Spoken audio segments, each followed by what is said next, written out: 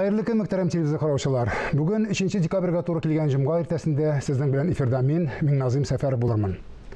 Белемнең кеше өчен иң зур бәхет икәнлеген дәлилләп торасы юк. Белемсез кеше тупас та, фәкыйрь дә, бәхетсез дә дигән бер фикер иясе. Без бүген студиягә гомерен бик күпләрне белемле итүгә багышлаган галимне чакырдык. Рәдиф Рифкат улы Җамалетдинов 1969 елның 27 октябрендә Шүпрәле районының Кече Чынлы авылында дөньяга килә.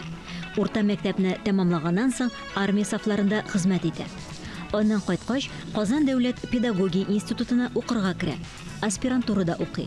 Башта кандидатлык, аннары докторлык диссертациясын яклый. Татарстан мәгариф министрлыгында фәнни хезмәткәр булып эшләгәннән соң үзе укыган институтка әйләнеп кайта, татар филологиясе факультетын җитәкли, проректор була, соңрак ректор итеп билгеләнә. 2011 елдан башлап бүгенгәчә Казан федераль университетының филология һәм мәдәният ара багланышлар институты директоры, профессор, Россия президенты каршындагы рус теле буенча совет әгъзасы. Хайырлы көн, Рәдиф әфәнде. Хайырлы көн. Вакыт тауып студиягә килүегез өчен бик зур рәхмәт. Сөйләшүне әзрәк авыррак фәлсәфи сораудан башламакчы булам. Авыр заманда яшәйбез. Элеккеге әхлакый кануннар яшәвен дәвам итә. Замана үзенең үзгәрешләрен кертә. Ул үзгәрешләр без теләгәнчә була булмаска мөмкин. Күп очракта югарыдан килгән пропаганда рәвешендә булган мөмкин ул үзгәрешләр. Менә шундый авыр заманда телне саклау һәм үстерү өчен без ни дәрәҗәдә тиешле чаралар күрәбез бүген?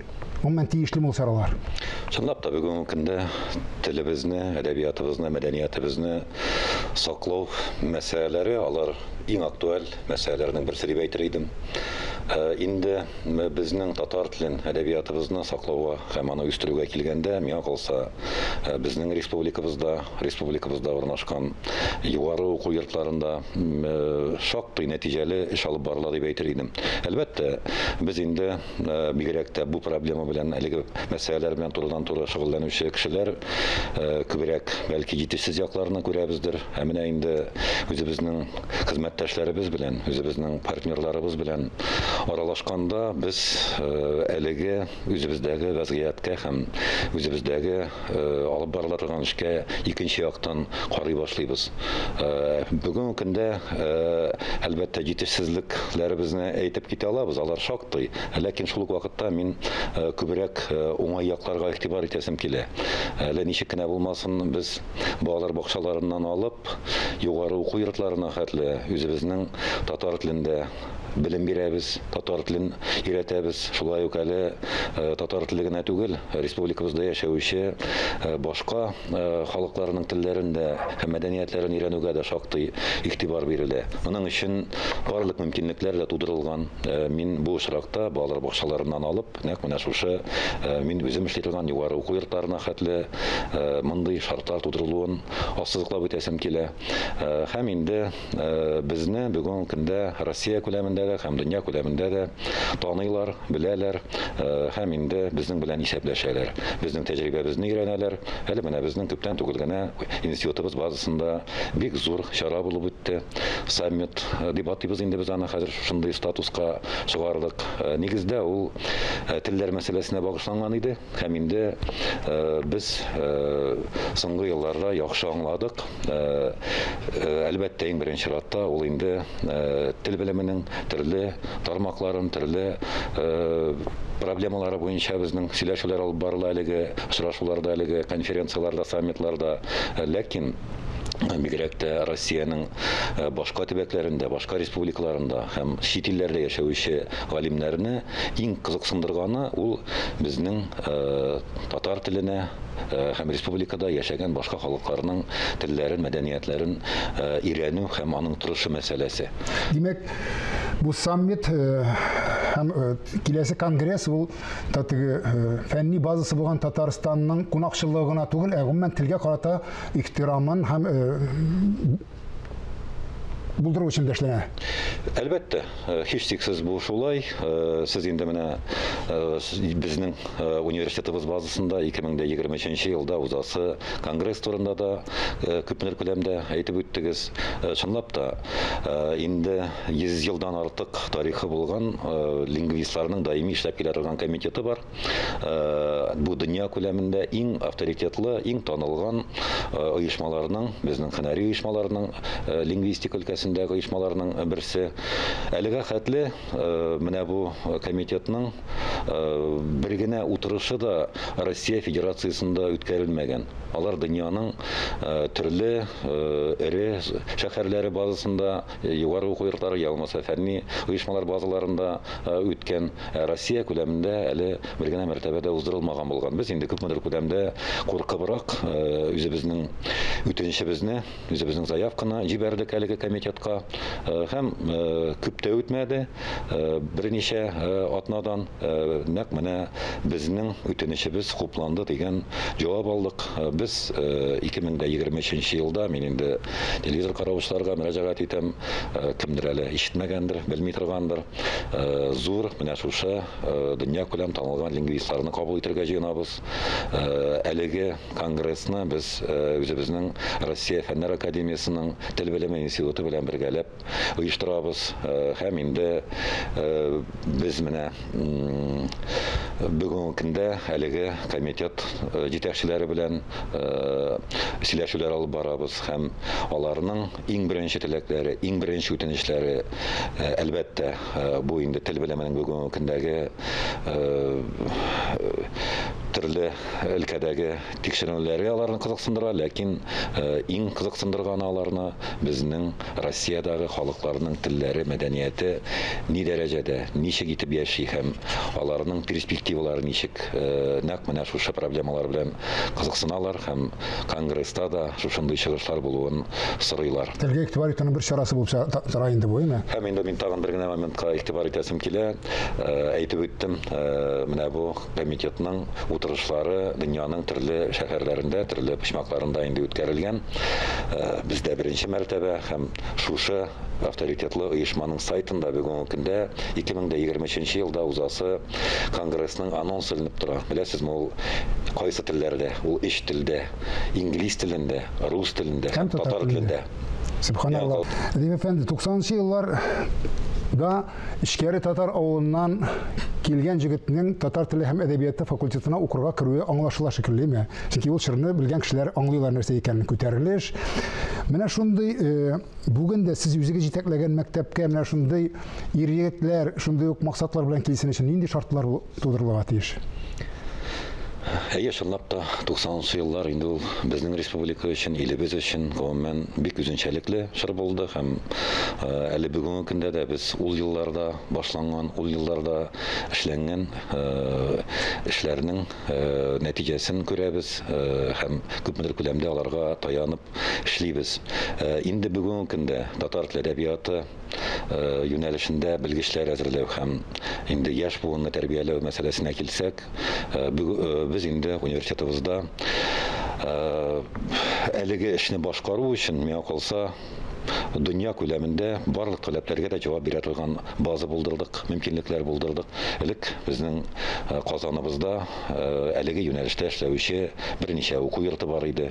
Аерым алганда Казан дәүләт университеты һәм Казан дәүләт педагогик университеты, соңрак ул Татар дәүләт гуманитар педагогик университетына әверелде. Әлеге уку йортларында да милли кадрлар әзерләнә иде һәм мин әйтер идем, бик әйбәт дәрәҗәдә һәм бик әйбәт сыйфатлы итеп әзерләнә иде безнең белгечләребез. Инде 11-нче елдан башлап без элекеге Казан дәүләт университеты һәм Татар дәүләт гуманитар педагогик университеты бер уку йорты буларак эшли башладык. Бер түбә астында яшибез бүгенге көндә һәм бу менә бу үзгәрешләр ул миңа калса яңадан безнең әлеге мәсьәләләргә икенче төрле карау өчен һәм Русларда шушындай бик кызыклы сүз бар, перезагрузка деген сүз бар. Без нәкъ менә шушы үзгәрешләрне кичердек һәм без бүгенге көндә эшләгән эшләр, без бүгенге көнгә хәтле менә бу соңгы елларда башкарган эш гамәлләребез, алар шуның хәтле зур этәргеч бирде. Бүгенге көндә Россия күләмендә безнең белән ярыша алырлык уку йортлары юк. Мин моны ашыктан-ашык әйтәм, бу чынлап та шулай. Чөнки менә бу ике югары уку йортының кушылуы һәм әлеге галимнәрнең бүгенге көндә бер-берсен тулыландырып һәм бер коллективта эшләве, ул миңа калса менә бу әлеге юнәлештә, милли кадрлар әзерләү юнәлешендә шактый алга китәргә мөмкинлек бирде безгә. Мин ышанам, чыннан да сез чын укытучылар әзерләү мөмкинлеге галимнәр белән бер рәттән укытучылар әзерләйсез, әзерлекле укытучылар дип әйтәбез инде бу күп телле мәктәпләр өчен бигрәк тә. Ләкин әзерләү бер эш, менә шу әзерлекле укытучыларның кадрларының төбәкләргә җибәрү, мәктәпләргә җибәрү һәм аларның анда тотылып калуы ничек эшләнә? Сездән соң ул процесс тукталмыймы? Шундый процесс дәвам итәме төбәкләрдә дә? Чөнки без хәзер, мәсәлән, музыка укыту авыл мәктәпләрендә юк дәрәҗәсендә, яки аларны белгечләр укытмыйлар дип әйтәбез. Менә монда белгечләр чаң сугалар. Әгәр дә без хәзер яңадан математика, физика кебек фәннәрне генә алга сөреп, эстетик тәрбияне, гомумән тәрбия эшен бер якка калдырабыз икән, без кемнәрне тәрбияләячәкбез дигән куркыныч та бар бит әле. Менә бу иратлар бигрәк тә иратлар, кадрлар мәсьәләсе, укытучылар. Менә аларны урында җиткерү өчен, урында калдыру өчен тиешле шартлар тудырыламы икән сезнең кадрларыгызны урыннарда калдыру өчен? Бүгенге көндә без милли кадрларны берничә юнәлештә әзерлибез. Аларның беренчесе Россия Федерациясыннан бирелгән бюджет урыннары нигезендә әзерләнә. Икенче юнәлеше балалар, әти-әниләр үзләренең акчаларын түләп укыйлар, белем алалар һәм соңгы елларда республикабыз президенты Рөстәм Нургалиевичнең инициативасы белән бик кызыклы һәм миңа калса бик нәтиҗәле, перспективалы проект гамәлгә ашырыла башлады. Республикабыз заказы буенча без балаларны менә шушы педагогик белгечлекләргә кабул итәбез. 5 ел дәвамында аларны әзерлибез һәм балалар укуларын тәмамлагач, укырга кергәндә кайсы уку йортларыннан инде тиешле күрсәтмәләр алып килгәннәр, юлламалар алып килгәннәр, алар шушы уку йортларына кайтып китәчәк. Бу совет заманындагы целебек дигән шикелле була. Шулай дип әйтергә мөмкин. Төбәктән килгән, шунда кайтырга тиеш. Әйе, ләкин монда безнең инде шуның хәтле тагын замана таләпләренә җавап бирә торган проект бу. Балаларга, көндезге бүлектә укучы балаларга республика 15 мең күләмендә стипендия түләү мөмкинлеген тапты. Бюджет бүлгәндә укучылар өчен бу. Буларның әлеге балаларның укулары өчен республика түли һәм моннан тыш бу балаларга 15 мең күләмендә стипендия да түли. Һәм инде әлбәттә укырга кергәнче үк бу балалар белән, аларның әти-әниләре белән без очрашабыз, сөйләшәбез. Без турыдан-туры әлеге проектны республикабызның Мәгариф министрлыгы белән, министрыбыз Илсур Гәрәевич белән, аның ярдәмчеләре белән бергәләп алып барабыз. Алар белән бергәләп әти-әниләр балалар белән сөйләшәбез. Һәм инде әгәр дә балалар әти-әниләр менә шушы шартлар белән килешәләр икән, ул очракта алар белән килешү төзелә һәм инде балалар менә бу программалар буенча белем ала. Безне шунысы шатландыра, менә сез күтәргән мәсьәлә, әйе, чынлап та мәгариф системасында без инде берничек тә бу хатын-кызларыбызны кимсетеп әйтү түгел, ләкин ничек кенә булмасын, күбрәк иратларны күрәсебез килә. Менә бу программа әлеге мәсьәләне хәл итәргә ярдәм итә. Безнең республика проектында укучы менә шушы программаларда шактый өлешен, якынча 30%-лы менә шушы ир-егетләребез тәшкил итә. Димәк, киләчәктә мәктәпләребезгә ир-егетләребез барачак. Тагын бер яңалык сизми калмаганнарда телевизор караучылар күп телле мәктәпләр күренә башлады. Казанда, зур шәһәрләрдә, Чаллыда. Менә бу күп телле мәктәпләр район үзәкләренә дә барып ирешә алса, ул шундый максат белән эшләнә торган дип уйларга кирәк. Сез шунда эшләрлек кадәр күплектә кадрлар әзерләргә мөмкинлегегез бармы?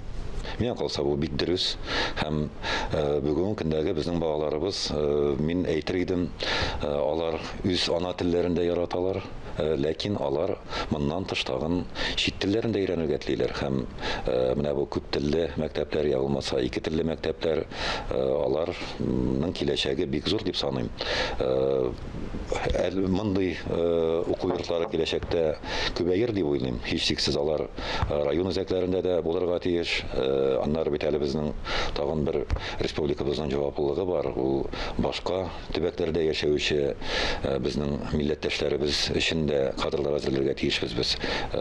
Әйтик, район үзәкләрендә бигрәк тә безнең чиктәш районнарда Татарлар күпләп яшәгән төбәкләрдә дип әйтәбез инде. Менә чиктәш районнарда, әйтик, шушы ук безнең Буа, Чүпрәле якларында без әле безнең республикадан тыш тагын Чувашиядә, Чувашстан Республикасында, Ульяновск өлкәсендә эшләп килүче, яшәүче мәктәпләр өчен дә кадрлар әзерләү киләчәктә кадрлар әзерләү мөмкинлеген миңа калса күз алдарга тиешбез. Ул балаларны без турыдан-туры кабул итә алмавыбыз да бар. Әгәр дә алар алданрак менә шушы безнең Буа, Чүпрәле я булмаса башка районнардагы мәктәпләргә, интернатларга килеп укысалар, я булмаса соңгы берничә елны шунда укысалар, алга таба инде без аларны үзебезгә бик рәхәтләнеп кабул итеп, инде укытып чыгарыр идек. Кызганычка каршы тапшыруыбыз азагына якынлашып килә, Марсель Пруст сорауларына күчәбез. Иратлардагы сез югары бәяләй торган сыйфатлар. Үз сүзендә тору. Хатын-кызлардагы шундый ук сыйфатлар.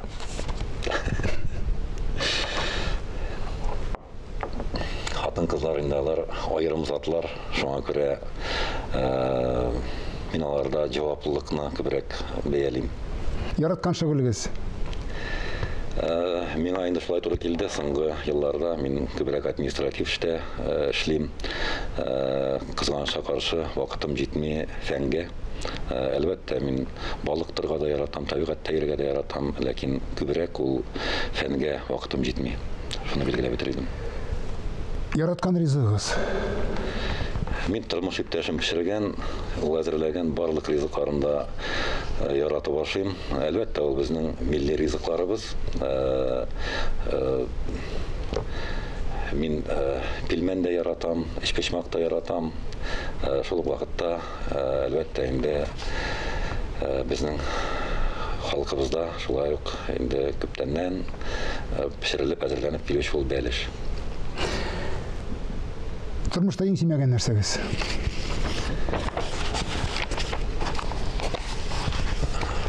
Бу кешене сату. Тормыш девизыгыз. Инде генә шартларда, инде генә ситуациядә калсаң да кешелекле булып калу. Амин, шулай булсын. Һәркайсыбызга шулай булсын. Ихлас җаваплар өчен бик зур рәхмәт. Алга таба да бергә эшләргә насыйп булсын. Гыйлем иясе яки гыйлем алучы, яки гыйлем тыңлаучы бул. Ләкин дүртенчесе булма, һәлак булырсың дигән гыйбарә бар. Һәркайсыбызның гыйлемле, белемле булып, шул белемне башкаларга өйрәтеп яшәргә язсын дигән теләктә бүгенгә сезнең белән сау булышам. Исәнлектә күрешик.